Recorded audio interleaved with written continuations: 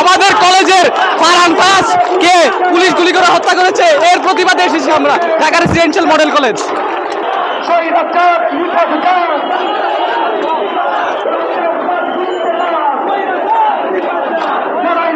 এতগুলো ছেলে মারা গেল, এতগুলো শিক্ষার্থী মারা গেল, তাদের বিচার চাই আমরা।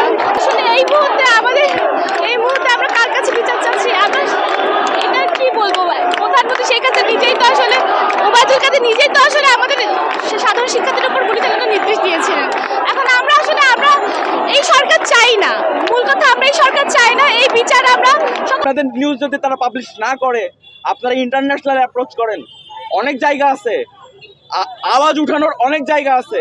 এখানে আসার কারণ শুধুমাত্র যে কোটা তা না, কোটা আগে একটা ইস্যু ছিল, পারতো না। আমার কথা হচ্ছে একটা সাধারণ মানুষ, আমি কালকে টিএসসিতে বসে একটা চাওয়ালা যে গলায় করে সিগারেট বেচে তাকে আমি জিজ্ঞেস করছি, সে পর্যন্ত বলছে যে চাইলে এসে একটু ক্ষমাটা চেয়ে নিতে পারতো।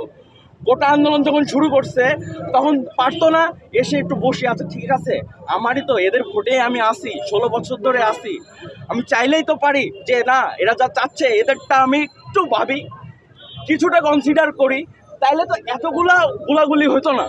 হয়তো বলেন হয়তো? শুনেন, শুধু তাই না, ছাত্র মরছে, এগুলো তো ছোট বাচ্চা কাচ্চা, তাজা প্রাণ, এগুলো কোনো যায় আসে না। কিন্তু এখানে আমি দেখি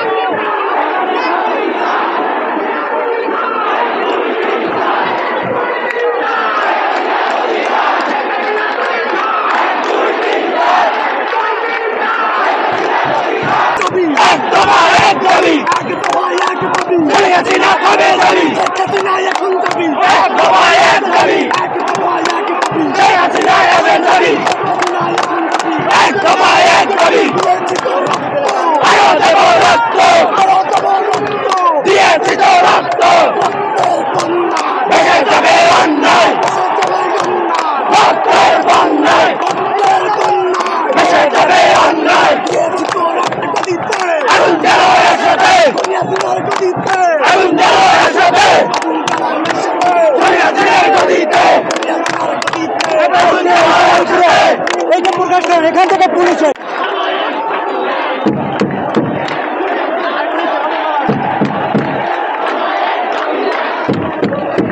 ভাই ভাই ভাই